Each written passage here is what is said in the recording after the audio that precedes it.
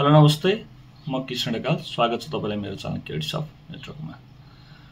पछिल्लो समय जेनजी आन्दोलन पछिको बनेको जुन अन्तरिम सरकारले चाहिँ टुक्री योजनाहरू चाहिँ बन्द गर्ने भनेर चाहिँ जुन डिसिजन गरेको छ र जसलाई कार्यान्वयनको फेसमा छ, यसमा यो टुक्री योजना भनेको चाहिँ के हो र कस्ताको योजना रोकिन्छन् र धेरैजना साना व्यवसायहरू चाहिँ के भन्नुभएको छैन, टुक्री योजना रोकिसकेपछि अब साना व्यवसाय हामी साना व्यवसायले हाल्न पाउँदैनौँ भन्ने थियो। र अघिल्लो वर्षको सरकारले पनि के गरेको थियो भने यो अन्तरिम सरकारभन्दा अघिल्लो सरकारले पनि के गरेको थियो भने चाहिँ अब सङ्घबाट आउने बजेटहरू चाहिँ 3 करोडभन्दा मुनिको बजेटहरू चाहिँ नदिने, मतलब टेन्डरहरू नआउने भन्ने टाइपको जुन डिसिजन भएको थियो।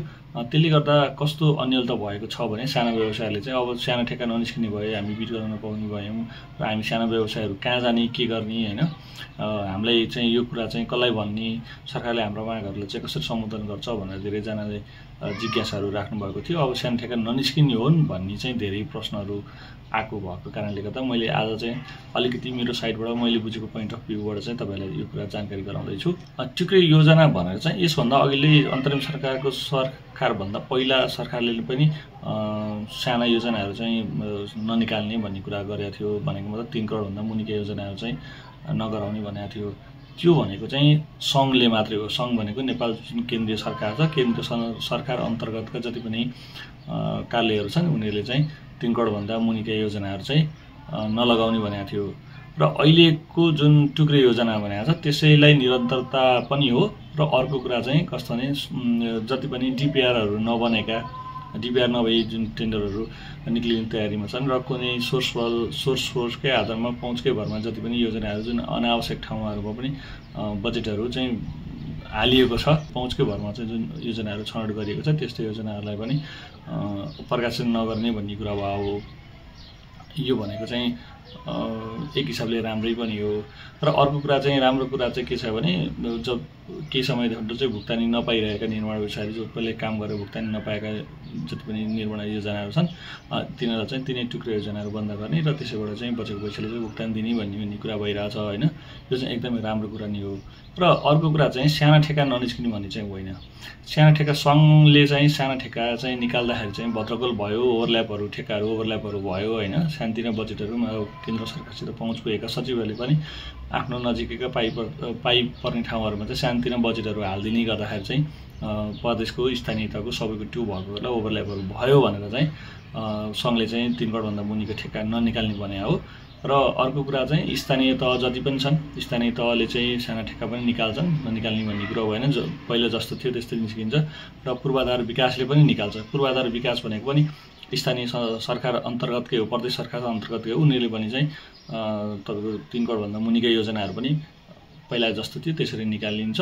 र टुक्री योजनाको हकमा चाहिँ नर्मली डिपिआर नभएका, स्रोत सुनिच नभएका र पहुँचकै भरमा लगाइएका यस्ता योजनाहरूलाई चाहिँ बन्द गर्ने भने हो। त्यसले गर्दा साना व्यवसाय त्यस्तो अतालिएर चाहिँ ठेक्का हाल्नै बिट गर्नै नपाउने भन्ने चाहिँ होइन।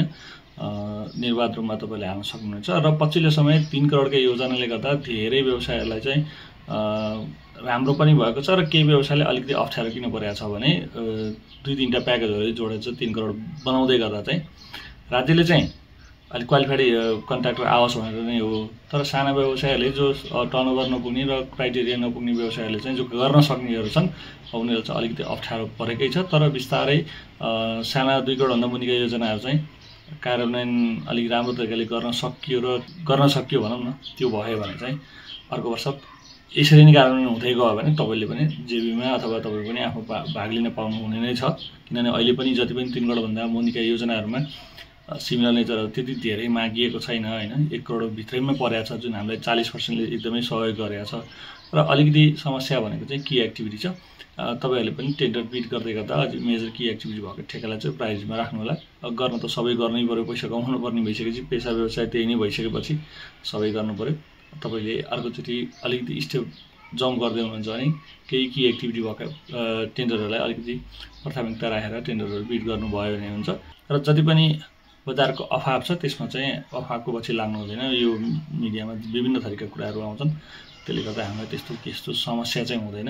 साना ठेक्काहरू चाहिँ जति पनि निस्किन्छन् यति नै के हो भने सङ्घबाट जसरी पहिला निस्किन्थ्यो सहरी विकासहरू सडकहरूबाट चाहिँ साना ठेक्काहरू निस्किन्थ्यो भने अब ती साना ठेक्का चाहिँ उनीहरूले चाहिँ निकाल्दैनन्।